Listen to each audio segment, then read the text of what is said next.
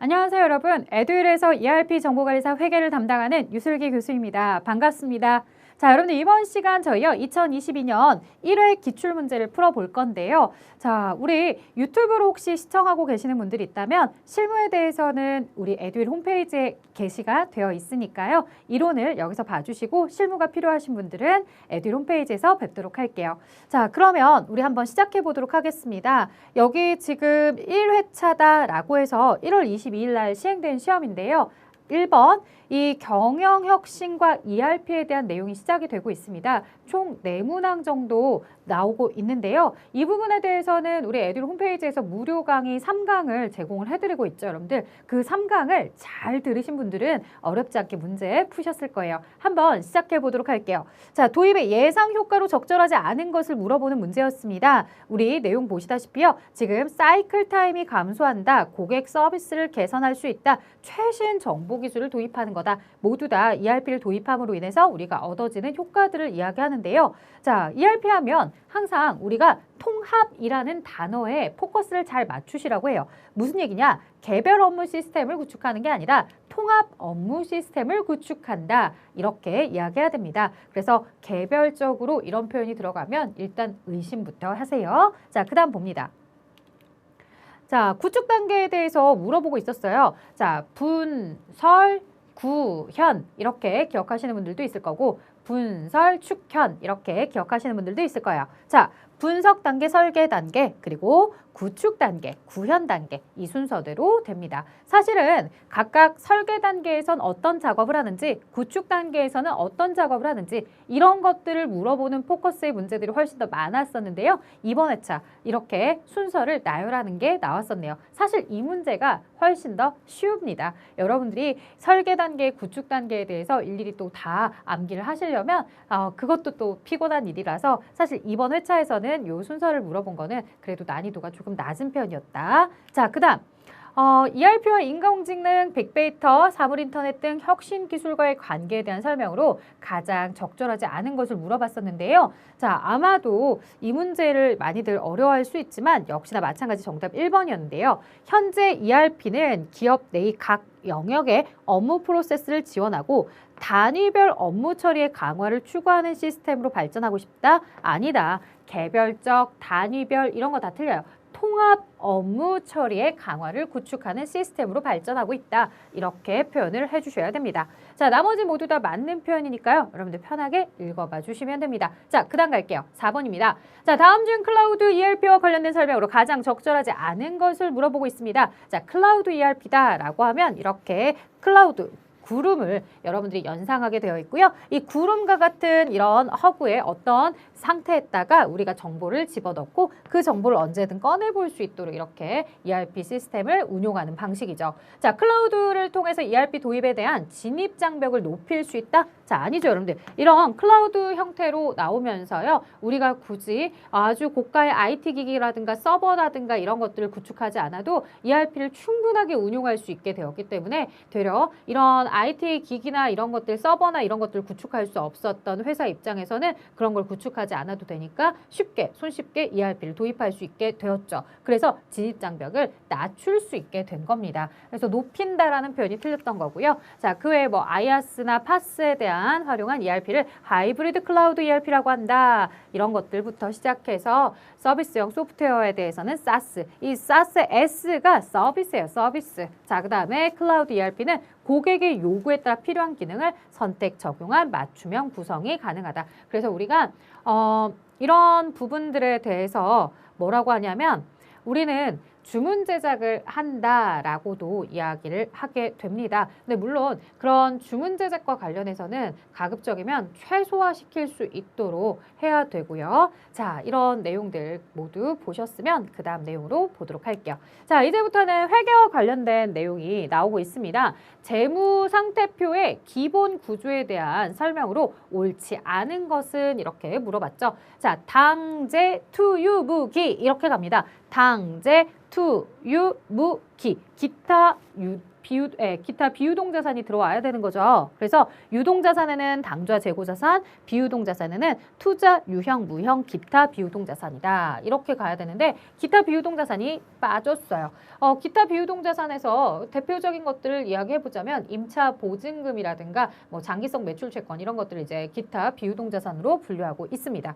자, 자산과 부채는 유동성이 큰 항목부터 배열한다. 그래서 이 재무상태표의 유동성 배열법에 대해서 물어보고 있었고요. 자, 자본은 자본금, 자본잉여금, 자본조정, 기타 포괄, 이익잉여금으로 구분하고 있습니다. 자, 그 다음 볼게요. 의료기기를 제조하고 판매하고 있는 주식회사 생산성의 손익계산서 개정 과목 중 구매, 생산, 판매, 관리활동 등 영업활동을 통해서 벌어들인 이익 수준을 파악할 수 있는 것. 자, 영업활동이다 라고 하면 여러분들 우리가 손익계산서에 매출액부터 기록을 해볼까요? 자, 매출액 마이너스 매출 원가는 매출 총 이익이죠. 자, 여기까지는 구매, 생산과 관련된 내용들이 집계가 되는 장소. 여기에다가 무엇을 차감하면 판매, 관리비를 차감하게 되면 여기서 나오는 게 바로 영업이익이다 라고 하는 거죠. 자, 판매, 관리 활동 등의 영업활동까지 고려하고서 나오는 게 누구라고요? 영업이익이라고요. 자, 그 다음에 여기에다가 뭐 플러스 영업의 수익, 마이너스 영업의 비용은 법인세 차감 전 순이익이다. 마이너스 법인세 비용은 당기 순이익이다. 그 당기 순이익을 주식수로 나누게 되면 주당 순이익이다. 이렇게 이야기를 하게 됩니다. 자, 질문은 영업이익을 물어보는 문제였고요. 그 다음 보도록 할게요. 7번 갑니다. 현금흐름표에 대해서 물어보고 있죠. 자, 현금흐름표는 여러분들이 재무상태표를 가져다 놓고서 여기 지금 재고자산에 대한 내용들을 가지고서 재고자산 쪽을 가지고서 우리는 영업활동에 대한 현금흐름이다 라고 파악을 해주시고요. 그 다음에 아래 투자자산, 유형자산, 무형자산과 관련해서는 뭐라고 한다? 이 투자활동에 대한 현금흐름이다 라고 이야기를 해주시고 자, 부채에 대해서 차입을 하거나 상환을 하거나 자본의 주식에 대한 발행이나 이런 것들은 재무활동에 대한 현금흐름으로 이렇게 세 가지가 기록된다고 보시면 됩니다. 자, 재무상태표 같은 경우에는 일정한 시점이지만 이 재무상태표를 제외한 나머지 손익계산서나 현금흐름표나 자본변동표다. 얘들은 1월 1일부터 12월 31일까지 즉 일정한 기간에 대한 자료들을 보여주고 있다더라. 이런 것들도 또 기억을 해주시면 됩니다. 자, 그러면 현금흐름표 일정 기간 동안의 정보이다. 영업활동, 재무활동, 투자활동을 보여주고 있다. 재무활동이 무엇이냐? 현금의 차입, 상환, 즉 부채와 관련된 내용들, 신주의 발행이나 배당과 같은 내용들, 즉 자본 계정에 영향을 미치는 거, 부채와 자본 계정에 영향을 미치는 거 재무활동 맞습니다. 자, 그러면 정답은 4번일 텐데요. 현금의 대여와 회수활동이라든가 유가증권, 투자자산. 자, 바로 이 투자자산 쪽에 해당하는 투자, 유형, 무형자산과 관련된 거래들에 대해서는 영업활동이 아닌 투자활동에 대한 현금흐름이라고 이야기를 해주셨어야 되는 거죠. 그래서 정답에 4번이었다라고 이렇게 대답을 해줄 수도 있겠습니다. 자, 다음 내용 보도록 할게요. 8번입니다. 자, 시산표를 작성을 하는데요. 우리가 시산표를 작성하기 전에 이 분계라는 걸 진행을 하게 되겠죠. 그래서 분계를 진행하면 이들을 가지고서 전기를 하게 되는데 전기한 내용들을 모두 다 모아놓는 것을 총계정 원장이다라고 이야기를 할 겁니다. 총계정 원장을 작성한 이후에 나중에 결산을 들어가게 되면 이 시산표라는 걸 작성해서 앞에 전기가 잘 되었는지 못 되었는지를 살펴보도록 하고 있는데요. 자, 만약에 이 시산표에서 오류가 발생을 했다라고 한다면 어디서부터 검토를 하도록 하고 있다? 1번 시산표부터 시작해서 혹시 총계정 원장이 잘못되지는 않았는지 아니면 분계가 잘못되지는 않았는지 이렇게 살펴보라고 이야기를 합니다. 자, 그러면 여기부터 시작해서 역으로 가는 방향을 찾아주시면 되는데요. 기본적으로 시산표부터 시작을 해야 되겠죠. 그래서 2번과 4번이 시산표부터 이렇게 시작이 되는 것을 보여주고 있습니다. 하지만 이 4번에 대한 내용을 보자마자 저는 바로 땡 이렇게 해버렸어요. 왜냐? 시산표를 검토했는데 또 시산표를 검토한다는 건 말이 안 되겠죠. 그래서 사실상 정답이 될 수 있는 건 2번이었다. 그럼 여러분들 머릿속에 조금 고민스러웠던 게 뭐냐면 여기 보기에는 보조원장이라는 게 나오는데 이 보조원장에 대해서는 언제 보느냐라고 한다면 시산표는 전기가 잘 되는지 안 되는지를 보는 거니까 바로 직전에 작성한 게 총계정 원장일 거고요. 그 총계정 원장에 대해서 보면서 이 주요 장부인 전표와 관련된 분계장 그리고 주요 장부인 총계정 원장 사이에 보조원장들이 있다면 그 보조원장을 그 사이에서 검토를 해주는 방식이더라 라고 순서를 이 문제를 통해서 정리해 주시면 좋겠습니다. 자, 그래서 역으로 순서를 잡아줘야 된다는 걸 기억하시는지 그 내용이었고요. 그 다음 갑니다. 자, 매일 발생하는 현금의 수입과 지출을 기록한다. 자, 현금이 들어오는 입금, 나가는 출금 이런 것들은 현금 출납장이 되겠고요. 자, 보조장부다라고 이야기를 합니다. 앞에 문제에서도 보조장부라는 게 나왔는데요. 이 주요 장부와 보조장부에 대해서 나누어서 이야기를 해보자라고 한다면 주요 장부는 사실 모든 거래가 다 기록이 되는 매일매일 기록이 되는 두 가지를 기억해 주세요.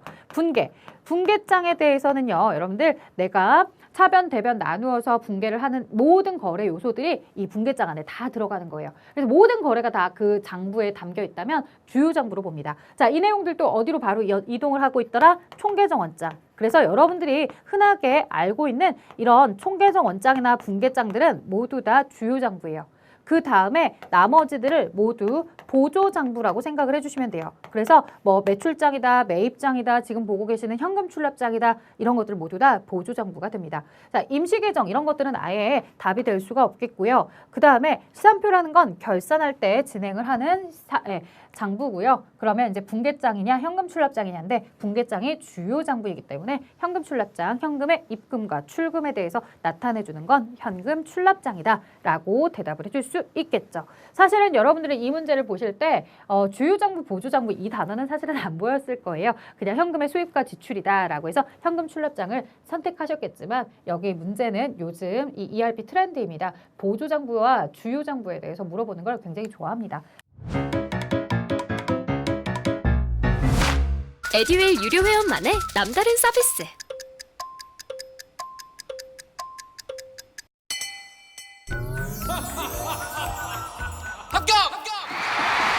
합격하고 돈도 받는 혜택.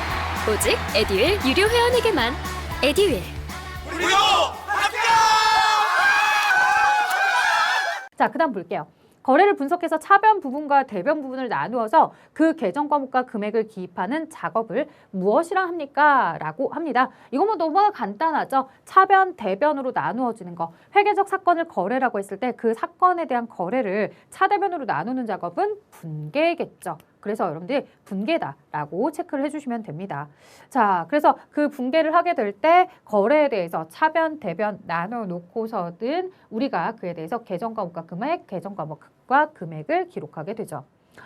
전기라는 건 분계한 내용을 T계정에 옮겨 적는 작업을 하는 겁니다. 그래서 여러분들 저희가 혹시라도 본 강의를 들으실 때 전기라는 작업에 대해서 직접적으로 진행을 하지 않으니까 전기를 내가 진짜 어떻게 해야 되지? 라고 궁금하시는 분들이 있을 것 같아서 제가 이번 기회에 기출문제 풀이하면서 한번 전기가 뭐다라고 간략하게 얘기해 드릴 테니까 만약 지금까지 전기 내용이 뭔지 몰랐다고 한다면 잘 기억해 주세요. 분계라는 게 자, 내가 상품을 구매했습니다. 10,000원, 그 다음에 대변에 현금을 지급했습니다. 라고 해서 10,000원. 이렇게 기록을 하는 게 분계잖아요. 그래서 차대변 나누어서 상품에 대한 계정에 대해서 T 모양으로 그릴 수 있고요. 현금에 대해서도 T 모양으로 그리게 됩니다. 이걸 가지고서 이제 이 분계를 가지고 T 모양에 옮겨 적는 걸 전기라고 해요. 그래서 여기까지가 분계이고요. 이런 작업들을 전기하는 작업이다라고 할 텐데 전기 작업도 여러분들 나름대로 팁이 있어요. 여러분들 뭐냐면 금액은 내 거 쓰자. 그 다음에 이름은 네 거 쓰자. 예, 저는 이제 전기에 대한 작업을 할 때 요걸 핵심 단어로 줍니다. 그래서 여러분들 보시면요. 분계에 대해서 요 상품이 어디 있느냐라고 했을 때 차변에 있잖아요. 자, 상품 계정 내 거 금액 어디 있다고요? 금액은 내 거 쓰자. 왼쪽 차변에. 자, 이름은 네 거 쓰자고요. 뭐를 쓰시는 거예요? 현금. 반대편에 있는 현금을 쓰는 거예요. 그러면 상품이라는 재고자산이 증가했다. 왜? 현금 주면서 상품을 사왔구나 라고 알 수 있는 거죠. 자, 그 다음에 금액은 내 거 쓰자. 내 거 금액이 어디 있더라? 대변에. 이름은 네 거 쓰자. 상품 이렇게 기록을 해주는 거고요. 자, 그래서 현금이 나갔다. 현금이 나간 이유가 상품을 구매하면서 현금이 나갔나 보다. 이렇게 보시는 겁니다. 그래서 요 기준을 여러분들이 잘 기억해 주시면 어떤 내용이든 전개하는 건 어렵진 않으실 거고요. 자, 또 하나, 여러분들 제가 이걸 왜 설명을 여기서 지금 하고 있느냐라고 생각하실 수 있는데 여러분들이 이 내용을 알고 계셔야지만 나중에 관련된 T 계정을 이용한 문제들이라든가 계산형 문제들을 잘 푸실 수가 있어요. 그래서 오늘 여러분들께 시간 내서 설명을 드리고 있는 거고요. 자, 상품에 대해서 이렇게 T 계정을 그려다 놓고 현금에 대한 T 계정도 이렇게 전기를 해서 보고 있습니다. 근데 우리에게 어떤 걸 물어보냐면 단순하게 전기된 걸 보고서 T 계정으로 한번 전기된 걸 보고서 분개를 한번 해봐라. 라고 이렇게 물어볼 때도 있어요. 그러면 분개를 해야 될 때 금액은 내 거였으니까 이렇게 올리고 이름은 네 거였으니까 반대편에 이름 쓰고 이렇게 하시면 정말 많이 헷갈려요. 그래서 이걸 하실 때는 그냥 양쪽에다가 날개를 달아준다고 생각하면 되고요. 그대로 위에 있는 이름을 가져다가 쓰시면 된다고 봅니다. 그래서 지금 보시는 것처럼 상품을 그대로 끝에다가 가져다 쓰시는 거예요.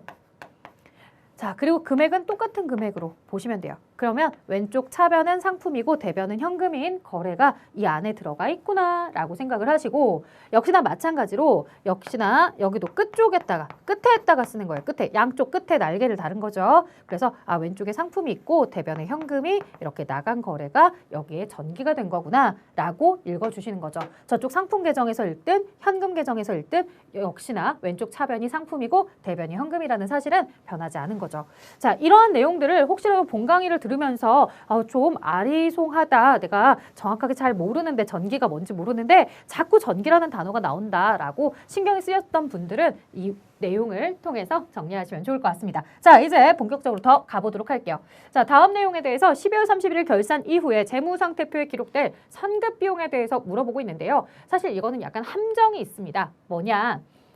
화재 보험료가 이렇게 300만 원이 있고요. 당좌예금 계좌에서 이체했고 비용으로 처리를 했다라고 얘기했어요. 그러면 차변에 보험료다라고 해서 비용 300만 원 그리고 대변에 뭐라고 하면 돼요? 그냥 당좌예금에서 이체했으니까 당좌예금 300만 원 이렇게 쓰시면 되는 거고 자, 이 비용 처리한 금액 중에서 우리가 선급 비용으로 옮겨야 되는 거죠. 그러면 차변에 있었던 보험료 비용을 없애면서 대변으로 없애면서 차변에는 내년도 비용이 먼저 지급된 것이다. 그래서 내년도 비용을 선급 비용이라고 한다라고 하기 위해 이렇게 비용을 이연시키게 되는데요. 이렇게 이연시키게 되는 부분에 대해서는 시간이 경과된 걸 이연시키는 게 아니다. 시간이 경과된 건 그냥 보험료라고 비용 처리하면 되고요. 시간이 경과되지 않은 미경과된 부분에 대해서 우리가 즉 내년도 거에 대해서 선급 비용으로 올리는 거죠.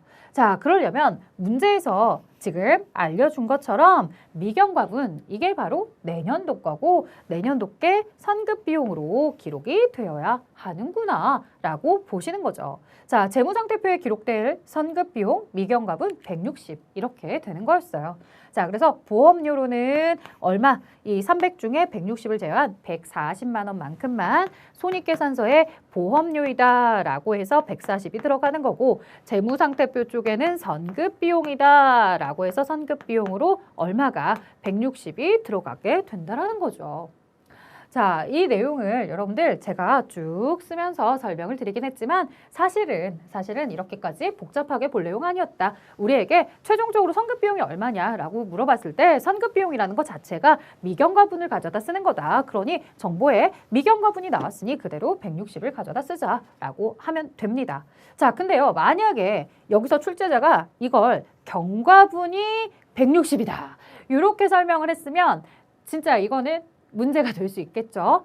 보험료라는 비용 처리를 한 거고요. 이 비용 처리한 것 중에 시간이 경과된 게 160밖에 없더라. 그러면 이 시간이 경과된 160만 원을 제외한 나머지가 미경과분이겠구나. 이런 것들을 여러분들이 판단을 하시고서 그래서 미경과분에 대해서 선급 비용이라고 처리를 해야 되겠구나. 이렇게 문제를 풀어가는 거라고 한다면 얘는 좀 그래도 고퀄에 좀 업그레이드가 된 문제들이 될 수 있겠죠. 근데 여기서 미경과분을 그냥 대놓고 알려줬다. 그래서 미경과분이 선급비용이다라고 선급비용 처리하는 금액이라는 걸 알고 있었다면 사실 11번 문제는 여러분들이 함정을 빠지지만 않았다면 쉽게 답을 문제를 보고서 고를 수 있었죠.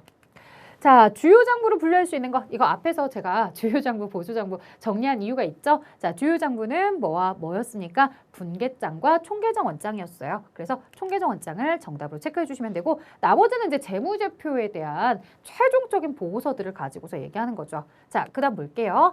유동자산 중 계약금을 현금으로 받았을 때 처리하는 계정 과목은 이렇게 물어봤는데 자 이게 여러분들 문장이 약간 좀 오류가 있어요. 정답은 선수금이었는데 유동자산 중 이렇게 표현하면 안 되죠. 유동자산이 아니라 유동 부채 중에서 이렇게 나와야 되는 거죠. 이 문제 오류입니다, 여러분들. 유동자산이 아니라 유동부채 중에서요. 그래서 계약금을 현금으로 받았다라고 했을 때 차변에 현금, 대변에는 선수금이라는 유동 부채가 생기는 겁니다.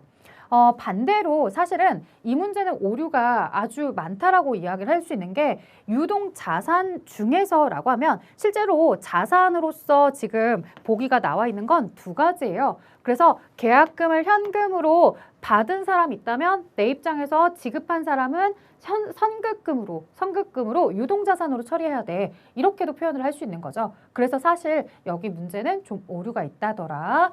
근데 제가 이 신청을 따로 하지는 않았어요, 여러분들. 하지만 변경된 개정된 교재에서는 이 부분을 충분하게 여러분들한테 설명을 쓰거나 유동자산이 아닌 유동부채로 바꿔서 책을 쓰려고 합니다. 자, 그래서 원래 문제가 약간의 문제점이 있었다. 현금으로 받았을 때 처리하는 거니까 선수금이다라고 하는데 그 앞에 유동자산이라는 표현은 좀 틀렸다. 유동부채라고 해야죠. 자, 그 다음 갑니다.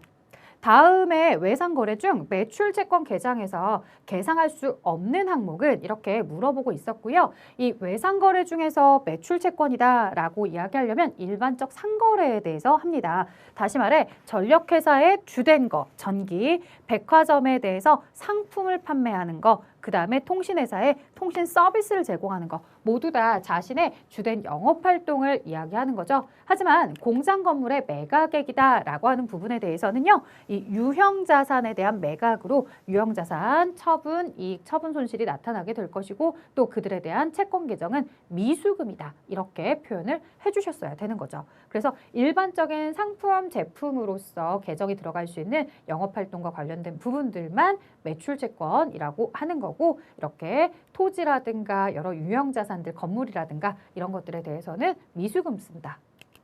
자, 15번 갈게요. 다음은 주식회사 생산성의 재무정보. 주식회사 생산성의 재고자산 기말잔액을 구하면 얼마입니까? 라고 하는데 요즘 좋아하는 트렌드예요. 이게 2021년도에 나오기 시작해가지고 출제자분이 완전 꽂혔어요. 완전. 뭐에 대해서? 바로 재고자산 회전율에 대해서. 재고자산 회전율이다 라고 하는 건요. 이 매출 원가를 평균 재고자산으로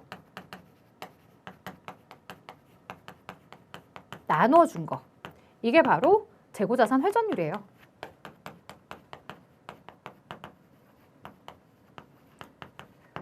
그러면 평균 재고자산은 뭐겠어요? 기초 플러스 기말의 자산을 2로 나누면 이게 바로 평균 재고자산이겠죠. 요 두 가지씩만 아시면 돼요. 요 두 가지씩. 자, 매출원가부터 기록을 해보도록 하겠습니다. 8천만 원. 자, 여기에다가 도대체 얼마의 평균 재고자산을 나누었더니 재고자산 회전율이 10회가 나왔느냐라고 했을 때 요 평균 재고자산은 800이었다. 그렇죠? 그래서 8천 나누기 800이다 라고 해서 10회 나왔겠죠? 자, 평균 재고자산 800. 자, 기초가 400이었어요. 자, 도대체 400만 원에 얼마의 재고자산에 대해서 기말 재고자산이었길래 요걸 둘로 나누었더니 얼마가 나온다? 800의 평균 재고액이 나왔느냐. 이걸 푸시는 거죠. 자, 그러면 곱하기 2 곱하기 2 하니까 400 플러스 기말은 1600. 그러면 1600에다가 400을 차감해 주시면 괄호 금액은 얼마가 되는 거다? 1200이 되는 거다. 그래서 정답이 1200이었던 거예요. 자, 요 두 가지씩만 아시면 돼요. 재고자산 회전율을 구하는 공식과 평균 재고자산을 구하는 공식을 아신다면 여기에 숫자를 대입해서 문제를 푸는 건 일도 아니실 거다. 자, 그 다음 보겠습니다.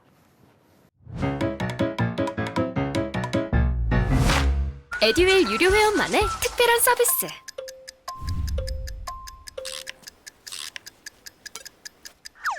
같이 하자.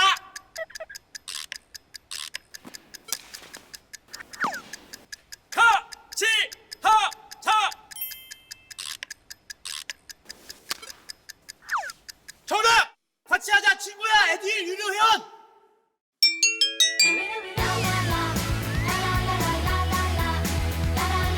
친구 소개하고 현금 받는 혜택. 오직 에듀윌 유료 회원에게만. 에듀윌. 16번 갑니다. 유가증권 회계 처리와 관련된 설명에 대해서 물어보고 있습니다. 자, 공정가액으로 평가한다 라고 하면 공정가액으로 평가할 수 있는 건 두 가지밖에 없죠. 단기매매증권과 매도가능증권. 만기보유증권은 상각 후 원가법이라는 걸 쓰셔야 돼요. 그래서 틀린 거, 옳지 않은 거 고르라고 했는데 일단 1번 문장 딱 시작하자마자 정답이 눈에 보였다. 자, 그러면 1번은 누구에 대한 설명일 거냐? 자, 여기 보시면 공정가액으로 평가를 해요. 근데 매도가능증권과 단기매매증권이 또 달라지는 점이 있죠. 평가손익. 평가손익에 대해서 단기순이익이 증가하고 단기순 손실이 혹시 생길 수도 있는, 즉 단기손익 항목, 다시 말해 영업의 수익, 영업의 비용으로 처리를 하는 건 누구였어요? 단기매매증권이었죠. 그래서 사실 이 문장은 여기 만기보유증권을 뭘로 수정한다면 단기매매증권으로 수정한다면 올바른 지문이 될 수도 있다더라. 하지만 현재 만기보유증권으로 들어가 있기 때문에 바로 1번이 틀린 거였고요. 만기보유증권은 상각후 원가법을 쓴다고 하죠. 자, 유가증권은 취득 시 투자회사의 유가증권에 대한 보유 의도, 능력, 매매 거래가 빈번한지에 따라서 만기보유, 단기매매, 매도가능 이렇게 분류를 하고 있고, 단기매매증권에 대한 공정가액 평가, 평가손익은 단기손익이다. 바로 요 1번을 제가 수정을 한 거죠. 자, 그 다음에 매도가능증권은 공정가액 평가를 하는데 보시다시피 매도가능증권 평가이익이나 평가손실은 기타 포괄손익 누계액 항목으로 처리하고 있다. 요것도 여러분들이 꼭 기억을 해주셔야 됩니다. 자, 그래서 둘 다 똑같이 공정가액 평가를 하지만 서로 반영이 되는 장소가 다르다. 단기매매증권에 대한 평가손익은 손익계산서로, 매도가능증권에 대한 평가손익은 자본의 기타 포괄손익으로. 자, 17번 갑니다. 감가상각 대상 자산이 아닌 것을 고르세요 라고 했을 때 두 가지 있습니다. 토지와 또 뭐예요? 건설 중인 자산이죠. 건설 중인 자산은요, 감가상각이라는 것 자체가 가치가 깎이는 걸 텐데요. 건설 중인 자산은 어때요? 계속해서 가치가 상승 중에 있는 거죠. 자, 그리고 여기에 보시면 구축물, 비품, 건물이라는 유형 자산만 있지만요. 혹시 나중에 보기에 무형 자산 요소, 영업권이다, 개발비다 이런 것들이 나올 수도 있다더라. 그들도 역시나 감가상각은 가능한 거죠. 그래서 감가상각이 가능한 자산은 유형자산뿐만 아니라 무형자산도 가능하다. 그래서 지금 현재 보기는 유형자산들만 보기에 있지만 나중에 무형자산도 섞여서 나올 수는 있다더라. 역시나 여러분들은 감가상각할 수 없는 자산을 고르라고 할 때 토지 또는 건설 중인 자산 안에서 정답을 체크해 줄 수 있어야 된다. 자, 18번 갑니다. 유동부채로만 묶은 것은 이렇게 물어봤어요. 자, 우리가 부채에 대해서 유동부채와 비유동부채 이걸 나눠주세요 라고 하는데, 자, 유동부채와 비유동부채 중 사실은 저는요 유동부채를 물어본다 하더라도 비유동부채를 꼭 기억해달라고 해요. 비유동부채. 자, 비유동부채, 자, 뭐냐면 사장님이 오늘 퇴임을 하는 날이래요 라고 해서 사장퇴임 이렇게 기억해달라고 합니다. 이 사장퇴임은 사는 사채가 되겠고요. 장은 장기 차입금. 그 다음에 퇴는 퇴직급여 충당부채. 그리고 임을 조심해라. 임은 임대보증금. 즉 내가 건물주가 되어서 건물을 임대하면서 받은 보증금이고요. 세입자가 나가기 전까지는 내가 가지고 있다가 돌려줄 의무가 있는 돈이에요. 자, 그러니까 임대보증금은 보자마자 탈락. 그리고 사채도 보자마자 탈락. 이렇게 되는 거죠. 자, 그 다음에 또 무엇을 보셔야 되냐면 이 임대보증금이 비유동 부채라고 한다면 반대로 세입자로서 건물을 빌리고서 납부한 보증금이 있을 수 있더라는 거죠. 이 부분 임차 보증금은 어디에 해당하는 부분이다? 기타 비유동자산. 앞에서도 우리가 자산에 대해서 유동자산과 비유동자산, 비유동자산은 투자, 유형, 무형자산이다 라고 해서 기타 비유동자산이 빠져 있어요. 이거 기억하세요 라고 이야기했던 거 기억하시죠? 네, 그렇게 비유동자산 중에서는 기타의 비유동자산이 있고요. 그 안에 임차보증금이 있습니다 라고 설명을 드렸죠. 따라서 3번은 아예 자산 계정이 하나 끼어 있기 때문에 탈락. 그래서 가수금이라든가 예수금을 가지고서 우리가 유동부채로 짝지어져 있다라고 하죠. 물론 가수금은 임시로 쓰는 계정이지만 일단 회사가 차변에 돈이 들어왔는데 잘 모릅니다라고 해서 이렇게 쓰는 계정으로서 부채의 성격을 가지고 있고요. 1년 이내에 어쨌든 재무상태표 작성하기 전에는 없애줘야 되니까 우리가 이들을 가지고서 굳이 분류를 하자고 한다면 유동부채 쪽으로 자 받긴 받았지만 내가 잘 모르는 돈 대변에 이렇게 부채 자리에 기록을 해둔다는 거고 예수금 같은 경우는 어떤 경우가 예수금이에요? 회사가 급여를 지급할 때 보통 예금 통장에서 돈이 나간다라고 하는데 전체 금액이 다 나가지 않는다더라. 이와 관련해서는 상대방이 내야 되는 건강보험료나 국민연금이나 소득세, 지방소득세, 장기요양보험료 이런 것들을 모두 다 원천징수하게 되는데요. 그런 원천징수하는 금액을 다 예수금이다라고 부르는 거죠. 그래서 예수금에 대한 내용은 남들이 내야 되는 세금을 회사가 대신 받아서 원천징수해서 가지고 있는 거다. 그래서 회사가 나중에 원천징수세액을 납부해야 되는 날 납부할 의무가 있는 돈으로 이렇게 부채로 분류하고 있습니다. 원래 부채라는 게 대변에서 증가하기 때문에 생길 때 이렇게 대변에 기록이 된 것입니다. 자, 이런 식으로 여러분들이 이제 유동 부채에 대해서도 어떻게 구분을 해야 될지 알았다. 일단은 기본적으로 비유동 부채가 섞여 있는지 찾아서 체크해 주시고 혹 보기 중에 자산 계정이 있을 수 있으니 자산 계정도 걸러 주시는 거 여러분들 꼭 잘 지켜 주셔야 되겠죠. 그 다음 19번입니다. 자본의 구성 요소에 관한 설명이다. 가장 옳지 않은 것. 자, 자본금 항상 제가 본 강의에서도 엄청나게 강조하는 건데요. 이 주식은 액면금액으로 써야 된다고 했어요. 남의 회사 주식을 살 때는 액면가액이 아니라 내가 지금 취득한 가격, 구매한 가격을 쓰면 되지만 이 자본금에 대해서 쓸 때만큼은 액면가액으로 써라. 그래서 자본금 계정은 다 액면금액으로 쓰셔야 됩니다. 라고 했죠. 자, 그래서 문장이 액면금액이 아닌 발행시 총납입금액으로 계산한다. 라고 하는데 반대로 이 발행시 총납입금액, 즉 발행가액이 아닌 액면금액으로 씁니다. 라고 해주셔야 되겠죠. 이 발행시 총납입금액이라는 건 차변에 받는 돈이에요. 차변에 받는 돈. 차변에 만약에 110을 받았다. 이 받는 돈을 발행시 총납입금액. 그런데 회사의 자본금은 액면가액이 100만 원짜리더라. 그럼 액면가액 100만 원짜리를 발행할 때 납입을 110을 받았으니까 10에 대해서 뭐 주식 발행 초과금 이런 식으로 쓰게 된다라는 거죠. 그래서 얘는 항상 액면가액, 차변에 받는 돈이 발행가액, 총 납입금액 요거 잘 구분해 주세요. 자본금 반드시 액면가액. 자, 자본잉여금은 자본거래로 인한 자본의 증가분으로서 주식 발행 초과금과 감자 차익이 있다라고 하는데 굳이 한 가지 더 살펴보자라고 한다면 주식 발행 초과금, 감자 차익 그리고 또 뭐가 있어요? 자기 주식 처분 이익이 있는 거죠. 자, 그 다음에 이익잉여금은 손익거래에서 벌어들인 이익 중에 배당 등으로 유출되지 않고 산에 남아있는 것이다 라고 되어 있습니다. 자, 이익잉여금은 손익거래 맞죠? 만약에 자본거래다 주주와의 자본거래는 자본잉여금으로 이렇게 얘기하는 거고 이 손익거래들은 이익잉여금이다 라고 이야기합니다. 자, 자본조정은 주식 할인 발행차금 감자차손 그 외에도 자기 주식이라든가 자기 주식 처분 손실 이런 것들을 우리가 자본조정 요소로 보고 있어요. 자, 그 다음 또 계속해서 진행을 해보도록 할게요. 자, 이제 마지막 문제인데요, 여러분들. 마지막 문제.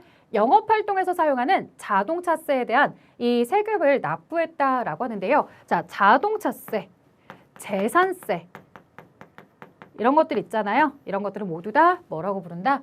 세금과 공과다라고 부르는 거죠. 자, 인출금은 이 개인 사업자가 개인적으로 자금을 유출하게 될 경우 사용하는 계정이고요. 임시 계정으로 나중에 이제 자본금이랑 정리하도록 자본금의 감소로 정리하도록 하고 있고요. 차량 운반구로 처리하게 되는 세금은 뭐를 냈다고 했을 때 취득세를 냈다라고 하면 차량 운반구가 될 수는 있었겠죠. 하지만 여기는 자동차세였어요. 자, 예수금을 앞에서 설명드렸던 계정이기 때문에 넘어갑니다. 자, 그래서 정답은 세금과 공과였다. 세금과 공과, 자동차세라든가 재산세라든가 뭐 이 외에도 뭐가 있을까요? 라고 한다면 국민연금에 대해서 우리가 회사가 내주는 절반을 이렇게 세금과 공과라고도 이야기를 하기도 하죠. 여러분들 그런 내용들을 잘 기억해 주신다면 어렵지 않게 문제 풀 수 있을 거예요. 자동차세 나왔지만 다음에 건물에 대한 재산세를 냈다라고 하는 문제가 나온다면 그때도 세금과 공과라고 체크해 줄 수 있었으면 좋겠습니다. 자, 여기까지 여러분들 문제를 쭉 풀어봤습니다. 어떻게 잘 정리를 하셨나요? 제가 중간에 뭐 분계나 전기 이런 거 사실은 굉장히 기초적인 거고 너무나 다 누구나 다 알 법한 내용이지만 그래도 여러분들이 혹시나 잘 모르고 있었다면 이번 회차 기출문제 풀이를 통해서 그 내용을 놓치지 말고 꼭 가져가세요라고 하는 마음으로 조금 투머치하게 그 부분은 설명을 하긴 했습니다. 하지만 다음에 다른 문제들을 푸실 때 분명히 여러분들에게 꼭 필요한 개념이니까요. 여러분들 잘 알고 계셨으면 좋겠고요. 지금 여기 이렇게 세금과 공과도 나왔고 그다음 앞에서 약간의 문제에 대한 오류인 것 같은 문제들 사실은 있어요. 그래서 여러분들이 나중에라도 시험을 보고 오셨을 때 아, 조금 이상하다. 가채점 해봤는데 혹은 가다반이 올라왔는데 아, 이 내용 좀 이상한 것 같아요. 체크 좀 해주셨으면 좋겠어요. 라고 하는 문제들 있으면 언제든 저한테 이렇게 질문을 해주시면 제가 그 내용에 대해서 또 답변을 해드리도록 할게요. 자, 저는 여기까지 풀이를 마치도록 할게요. 모두들 고생 많으셨고요. 저는 실무 강의에서 뵙도록 하겠습니다. 수고하셨습니다.